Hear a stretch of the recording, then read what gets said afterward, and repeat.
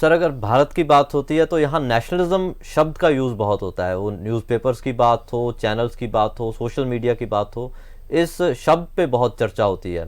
तो इसी पे मोहन भागवत जी जो आरएसएस के मुखी हैं, उन्होंने बताया कि नेशनलिज्म क्या है हमारे लिए और वो हमारा नेशनलिज्म कैसे बाकी नेशनलिज्म से अलग है।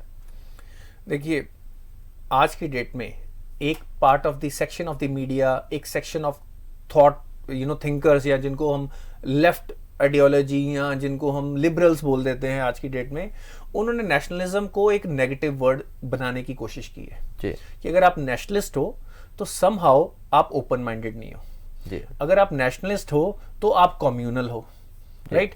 अगर आप नेशनलिस्ट हो तो आप रेसिस्ट हो, जबकि that is not the case. Nation building has been the forefront of evolution and growth of economy. पिछले अगर आप 150-200 साल में, या मैं 300 साल की हिस्ट्री देख लूं, तो थ्रू नेशंस ही एक पूरी की पूरी सोसाइटीज बिल्ड हुई हैं, प्रोग्रेस हुई है, लोग एक मकसद के साथ बेटर लेवल पे जुड़े हैं। पहले तो हम कबीले लेवल पे होते थे, आज अगर 150 करोड़ लोग एक मकसद के लिए जुड़ के चले, सोचो वो कितनी बड़ी ट्रांसफॉर्मेशन ला सकते हैं। और वो एक कॉमन सोच क्या हो सकती है? नेशनलिज्म। ऑफ कोर्स इसके आगे ह्यूमनिज्म भी है, जो हमेशा से इंडिक कल्चर का पार्ट रही है, इंडियन कल्चर का पार्ट रही है। यही बात मोहन भागवत जी भी कर रहे थे। अब लोग कंपेयर करते हैं, मैं काफी बार मीडिया में पढ़ता हूं, लोग बोलते हैं जी हिटलर ने भी तो नेशनलिज्म के नाम पे शुरू किया था। सबसे पहली बात तो वो फैक्चुअली गलत है। Hitler was not about nationalism, he was about Aryan race, superiority of Aryan race. ठीक है, वो ये कह रहा था कि भी हमने ज्यूज को खत्म करना है क्योंकि ये आर्यन नहीं है। तो वो रेसिस्ट एजेंडा था, वो नेशनलिस्ट एजेंडा नहीं था। कंट्री के रिसोर्सेज यूज किए जा रहे थे उस एजेंडा को आगे बढ़ाने के लिए। So it was never a nationalist agenda. तो लोगों को गुमराह करने के लिए कुछ लोग ये बात बोलते हैं, कंपेयर करने के लिए, ताकि ये हमारे लोग ज्यादा नेशनलिस्ट ना हो या अपने देश के बारे में ना सोचे। जो भी एंटी नेशनल फोर्सेस हैं, वो ये इंश्योर करना चाहती हैं कि लोगों के मन में, बच्चों के मन में, यूथ के मन में, थिंकर्स के मन में डाउट डाला जाए कि अगर आप नेशनलिस्ट हो, समहाउ आप ओपन माइंडेड नहीं हो। So that is not the case. और इंडिया की नेशनलिज्म का कंपैरिजन डेफिनेटली जर्मनी से तो बिल्कुल नहीं बनता, क्योंकि वो नेशनलिज्म थी नहीं, वो रेसिज्म थी, आर्यन सुपीरियरिटी के ऊपर वो, it was build around that.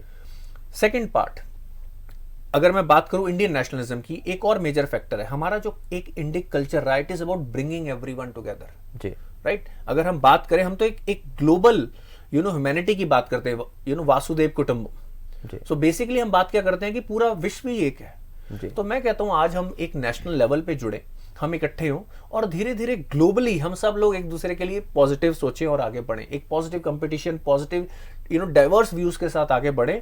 तो मेरे को ये लगता है कि इस मामले में मोहन भागवत जी बिल्कुल सही हैं कि इंडियन नेशनलिज्म सिर्फ हिंदुस्तान का ही नहीं, सिर्फ इंडिया का नहीं, पूरी दुनिया के लिए एक टेम्पलेट हो सकता है।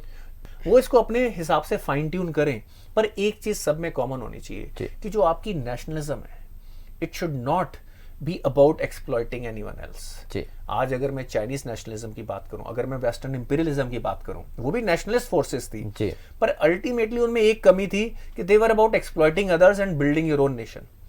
इंडियन नेशनलिज्म ये भी नहीं है।